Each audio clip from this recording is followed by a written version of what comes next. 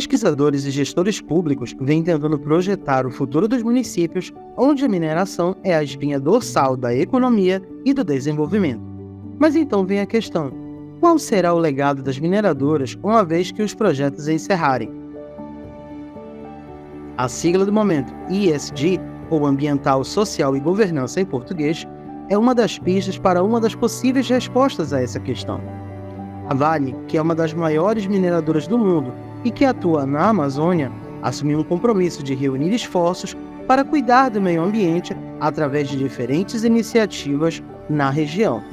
Se posicionando com papel de liderança e de um exemplo a ser seguido, a proposta é que os projetos de compensação ambiental não sejam mais apenas uma mera formalidade para os licenciamentos ambientais, e assim se tornem investimentos para o futuro, através do cuidado com a sociobiodiversidade e estímulos à bioeconomia, um setor no qual o Pará pode se tornar um expoente global.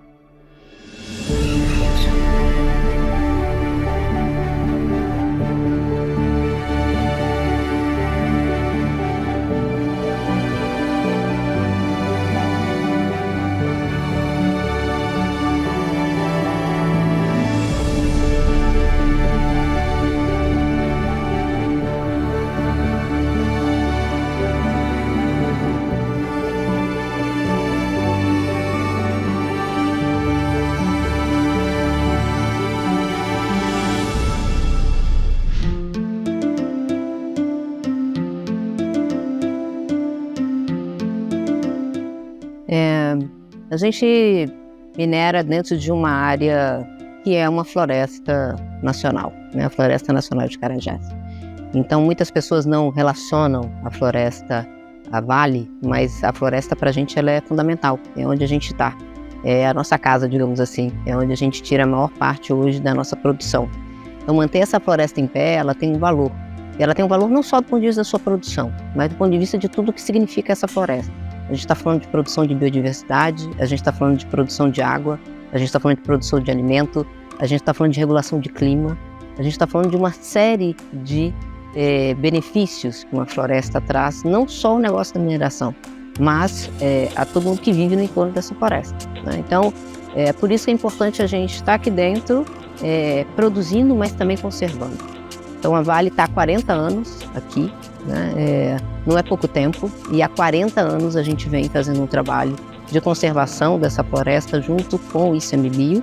A gente está falando de preservar 800 mil hectares a 7 vezes a cidade de Belém. Então, para entender a importância dessa área, a gente está falando de 800 mil hectares que tem 22 mil nascentes de água doce. Água é fundamental para o ser humano, água é fundamental para o nosso negócio, não só para o nosso negócio de mineração, mas para todos os outros negócios que estão em torno também da mineração, né? E para as pessoas daqui, que vivem aqui. Então, quando a gente fala de água, a gente também está falando, de uma certa forma, de proteção de espécies que são raras, que são endêmicas, que são ameaçadas, que é super importante quando a gente pensa a questão da biodiversidade. Então, floresta, ela é fundamental, né, para o nosso negócio e para as pessoas.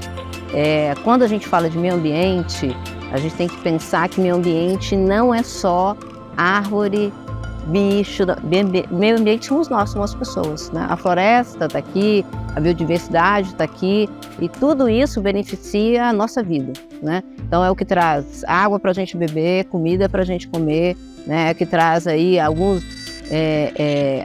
espécies importantes para manutenção e para a reprodução dessa floresta. Então, se a gente for falar, por exemplo, das abelhas, dos polinizadores, eles são fundamentais, né, para a floresta continuar existindo, para que nasçam outras florestas.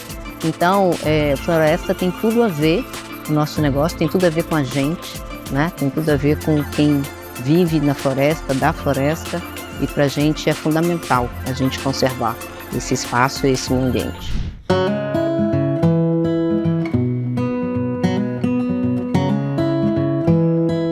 Bom, começando pela Belterra, a Belterra é uma empresa que atua com a recuperação de áreas degradadas pela implantação de sistemas agroflorestais. E o sistema agroflorestal nada mais é que a conjugação de uma cultura florestal e de uma cultura agrícola.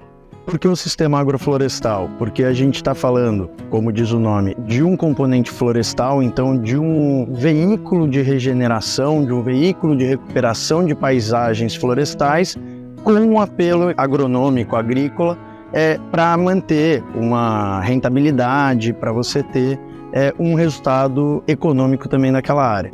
O sistema ele age quase como a floresta age, então a gente, por trazer um ambiente similar, com uma alta biodiversidade, com uma diversificação de espécies dentro do mesmo sistema, a gente traz muito mais perto do que uma monocultura um aspecto e um ambiente para aquelas culturas, para aquelas plantas, se sentirem muito mais ao natural, à vontade, digamos assim.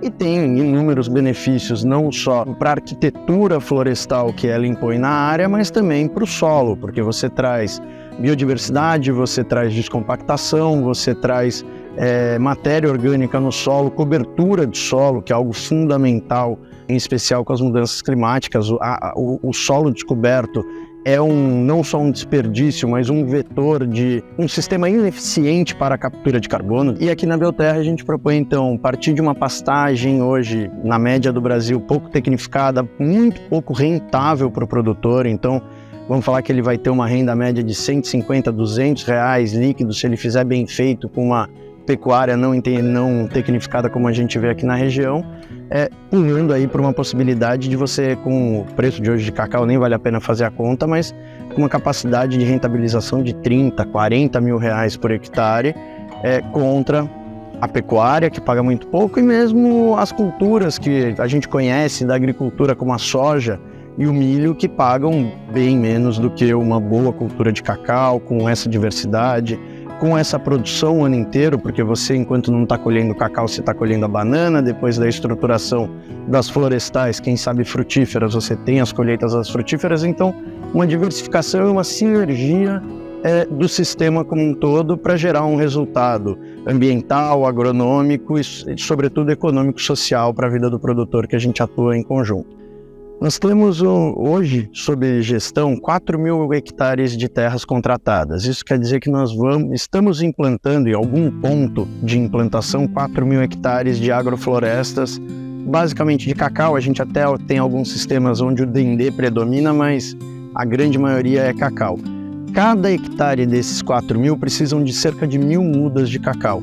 Então, para a gente produzir, a gente está falando de 4 milhões de mudas no que a gente já tem contratado. E esse ano, essa janela de chuvas, nós estamos contratando mais 5 mil hectares e devemos começar a aumentar nesse nível todo ano. Se nós tivéssemos que, primeiro, contar com o mercado local, nós iríamos esvaziar o mercado local e outros produtores dificilmente teriam acesso a mudas para fazer suas próprias lavouras de cacau e etc. E nós precisamos, para esse volume, para essa tecnificação dos sistemas que nós propomos, nós precisamos de clones de altíssima qualidade, de mudas de muita qualidade, de boa formação, que gerem plantas não só resilientes, mas que gerem plantas altamente produtivas. Daí surge essa necessidade de nós fazermos as nossas mudas e com uma ambição maior que é de ser um centro de distribuição de mudas a preços competitivos, a preços justos, para que outras pessoas possam entrar nessa agronomia diversificada. Hoje aqui no viveiro de Parauapebas, que é o nosso viveiro central, nós temos uma capacidade de até 2 milhões de mudas nesse que é o módulo 1, e temos o módulo 2 já terraplanado, que está em compasso de espera. A gente está desenhando a implantação desse módulo 2, que vai chegar a 10 milhões de mudas. Esses viveiros vão produzir cacau e florestais em geral, desde mogno brasileiro, a gente produz aqui ingá, a gente produz açaí, a gente faz outras mudas também que vão servir como árvores de serviço, como quebra-vento, ou até como florestais no fim do dia nos nossos sistemas. Então esse viveiro aqui, nós temos um em Rondônia, mais 2 aqui no Pará, um em Altamira e Brasil Novo, na verdade, o outro em Santa Isabel, e 2 na Bahia. Eu acho que durante muito tempo, bioeconomia aparece como um tema que parece que é muito distante ou que está muito voltado para a produção, por exemplo, de um artesanato, de algo que é pequeno. Quando a gente fala de bioeconomia, A gente está falando de uma economia, de fato, mas da floresta, né? E que tem que envolver, eu acho que para mim, 3 pilares fundamentais, né? A gente tem que envolver a questão tecnológica. Então, bioeconomia tem um pressuposto tecnológico muito importante. A gente só de fato vai ter uma bioeconomia com uma escala compatível para fazer jus a uma economia tradicional se a gente tiver o componente da tecnologia, né, alinhado aí à floresta. Eu acho que tem uma outra coisa que é fundamental quando a gente fala de bioeconomia, é justamente o conhecimento de espécies que estão na Amazônia, que tem um potencial gigantesco quando a gente fala de cadeias, né, produtivas. Então a gente está falando de cacau, de açaí, de jaborandi, de N outras espécies, a própria mandioca, né, que é muito consumida aí pelos paraenses, que tem um potencial muito grande que a gente precisa se debruçar para estudar essas espécies. E tem uma outra coisa que é a repartição justa de benefícios, né? Se a gente não trouxer esse tema também para dentro da bioeconomia, a gente não está falando de bioeconomia. Então, como é que a gente junta tudo isso para pensar uma economia que, de fato, coloca as pessoas no centro? Agora, eu acho que é algo que a gente está se aproximando um pouco mais. Quando você fala assim, a COP está chegando, né? Hoje a gente tem uma política nacional de bioeconomia, a gente tem uma política estadual de bioeconomia no estado do Pará, né? A gente vem trabalhando em parceria com o governo federal para pensar um espaço de inovação em bioeconomia, né? A gente está aqui aportando recursos em várias iniciativas que mapeiam talentos, né, da Amazônia, que mapeiam startups que estão olhando soluções para floresta, né, soluções baseadas na natureza. A gente está aqui investindo em iniciativas como a Mais, por exemplo, que é uma das maiores aceleradoras de negócios da Amazônia. Então a gente começa a criar um ambiente, uma ambiência favorável à economia. Eu acho que quando a gente chegar na COP30, a gente vai ter muita coisa para apresentar. E isso é uma construção.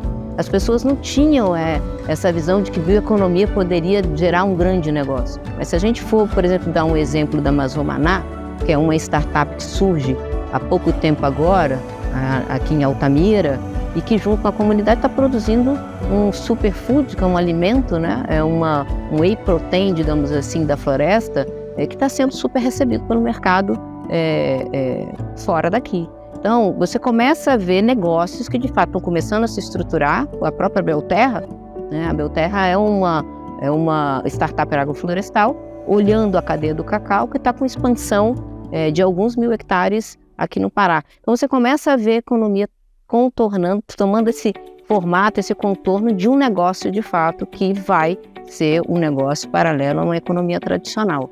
E eu acho que na COP30 a gente vai ter muitas experiências para apresentar de que isso é um bom negócio.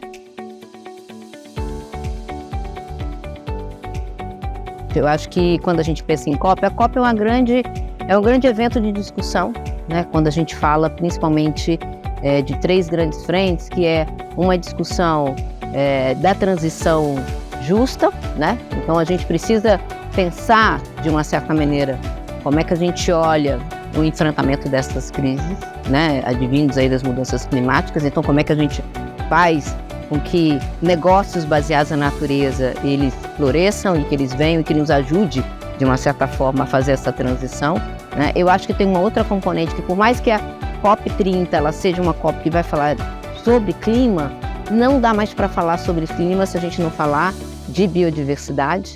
E mais ainda, não dá para falar de clima, biodiversidade e não falar das pessoas, né? Porque quando a gente fala de clima e de biodiversidade, a gente está falando de quais são os impactos disso sobre as pessoas, né? Então, eu acho que a COP30 ela vai ter uma centralidade da discussão sobre as pessoas. As pessoas vão estar no centro da COP30, né? E quando eu falo as pessoas e sendo a COP na Amazônia, né, os amazônicos precisam estar no centro dessa discussão. Então eu acho que é importante os amazônicos se apropriarem desse evento, entenderem a importância desse evento, participarem desse evento, né? Porque é uma grande oportunidade da gente mostrar para o mundo a importância desse bioma, é a Amazônia.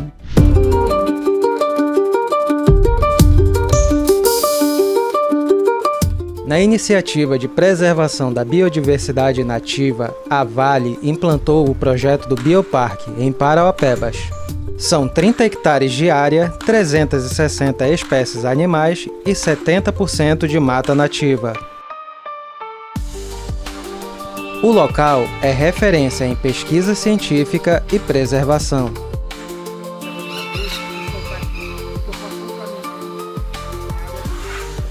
...150.000 pessoas visitam o parque anualmente para ver de perto a natureza viva.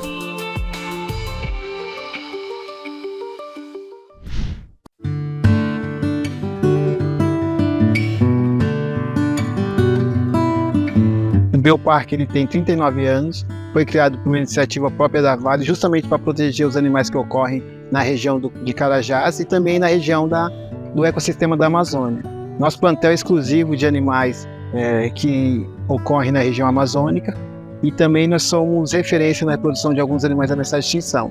Então, além desse programa que tem no processo de reproduzir os animais para poder encaminhar para outras instituições através da anuência do IBAMA, a gente também presta um apoio aos animais que vêm oriundos de resgate de tráfico de animais, resgate de vida selvagem em áreas do estado do Pará. Então a gente acaba sendo uma referência mesmo para cuidar desses animais.